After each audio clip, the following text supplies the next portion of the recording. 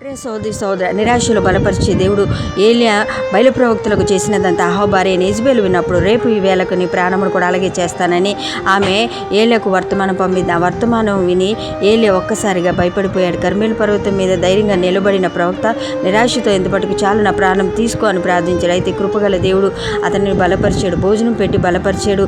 యెజెబెలుకు భయపడి ఏలియా ఒక దిన ప్రయాణ అరణ్యంలోకి పోయి ఒక బద్రీ వృక్షం క్రింద కూర్చొని ఎంతపటికి చాలు నన్ను ప్రార్థించేశాడు. అయితే దేవుడు తన దూత ద్వారా భోజనం పంపి ఏలియాను బలపరిచాడు. శత్రువుల ముందు భోజనం సిద్ధపరచువాడు, పరిచర్యను అప్పగించి బలపరిచాడు. ఇంతమటుకు చాలును అని ప్రార్థించిన ఏలియాకు దేవుడు ఇంకా పరిచర్యను అప్పగించాడు. రాజులను ప్రవక్తలను అభిషేకించే పరిచర్యను అప్పగించి ఏలియా చేయవలసిన ఇంకా పని ఇంకా ఉంది అని గుర్తు చేశాడు.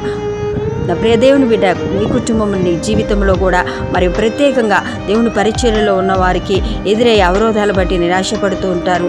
అయితే ఏలియాను బలపరిచిన దేవుడు మీకు ఉన్నాడు. ఆయన మనతో మాట్లాడతాడు, మరి చేయవలసిన పరిచర్యను అప్పగిస్తాడు. బలపరిచే దేవుడు మీకుండగా మీరెందుకు భయపడాలి? ధైర్యంగా పరిచర్యలో ముందుకి సాగిపోండి. అట్టి కృప ధన్యత దేవుడు మీ అందరికీ దయచేయను గాక. ఆమేన్.